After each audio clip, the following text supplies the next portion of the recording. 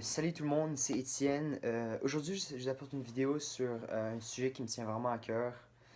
Ce sujet-là, c'est bien sûr le Québec, euh, l'indépendance du Québec, pourquoi le Québec ça devrait être un pays, pourquoi on est différent du reste du Canada et pourquoi on est si différent de la France et qu'on est une nation en nous-mêmes. Cette vidéo-là, on va vraiment en concentrer sur le fait que le Québec, on se différencie du reste du Canada. Commençons. Euh, le Québec, en premier, le Québec, ça n'a jamais été comme le reste des provinces. Peut-être on a des petits avantages économiques à être dans le Canada, mais culturellement, on n'a jamais été comme les autres provinces.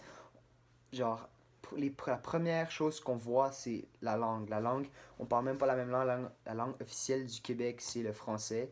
Et la langue officielle du reste du Canada, c'est l'anglais. Mais c'est pas la langue officielle. Le Canada dit que les deux langues, c'est comme une. La constitution est bilingue, là. Les deux langues officielles du Canada, c'est l'anglais et le français. Mais je pense que si je vais en Colombie-Britannique puis je commence à parler du français, je pense pas qu'on va vraiment me comprendre. T'sais. Mais ouais, donc en premier, la langue, euh, qui est le premier facteur. Puis aussi notre idéologie.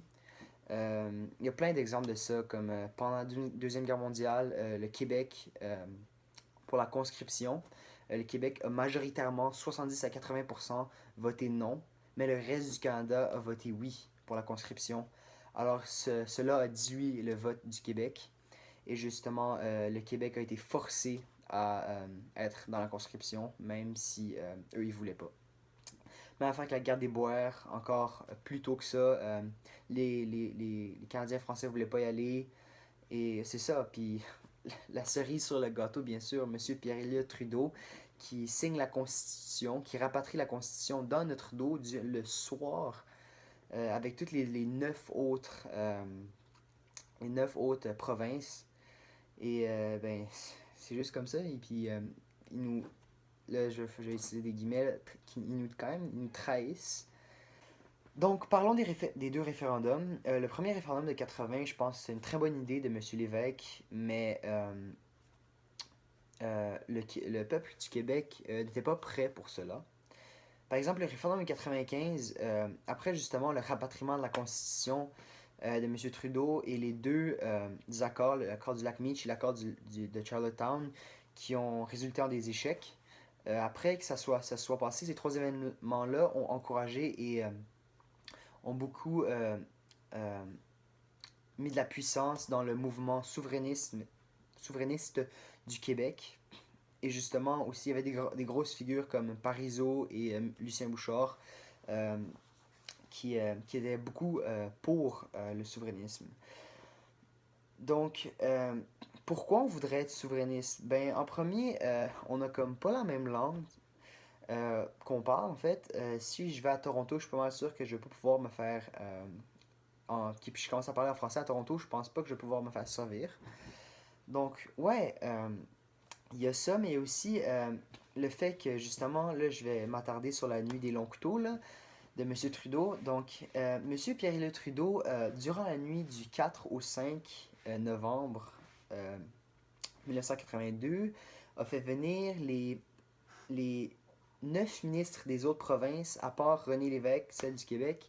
Et justement, il a signé dans le dos du Québec la Constitution. Donc, ils se sont entendus tous ensemble, mais ils ont laissé le Québec à part. Donc, il y a juste un gros blanc où est-ce qu'il est supposé avoir la signature du Québec, mais elle est toujours pas là.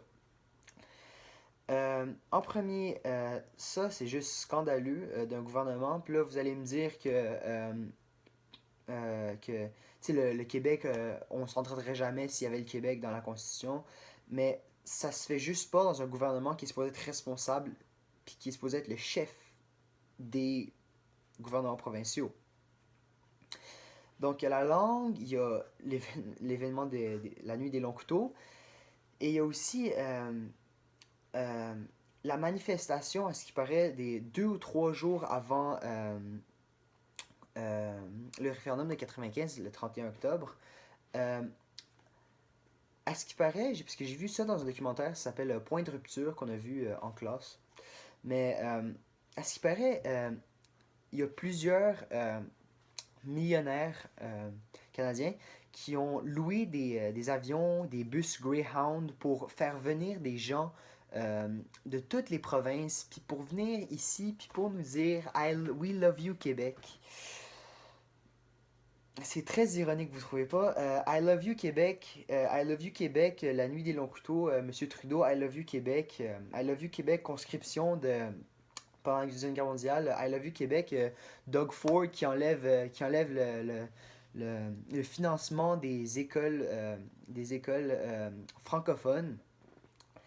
Doug Ford qui arrête la construction de l'Université francophone d'Ontario, mais bien sûr, nous, on doit continuer à financer McGill, Concordia. Non. Puis après, ils nous viennent ici, puis ils nous disent We love you Québec, comme s'ils avaient leur mot à dire. Puis aussi, dans le documentaire, ils nous disent que l'avenir du pays va s'écrouler, genre. Mais comment ils ont leur mot à dire? Nous, on veut sortir de notre pays parce que vous nous traitez comme des merdes. Pourquoi ça devrait. Pourquoi? Comment vous avez votre mot à dire? C'est comme le Brexit. Pourquoi les autres pays auraient leur mot à dire sur la Grande-Bretagne qui sort de l'Union européenne? C'est notre pays, on décide qu'est-ce qu'on fait avec notre pays. Donc ça va être tout pour mon vidéo sur le Québec et tout sur mes pensées du Québec. J'espère que j'ai pas été trop radical. Mais merci d'avoir regardé ma vidéo. À la prochaine.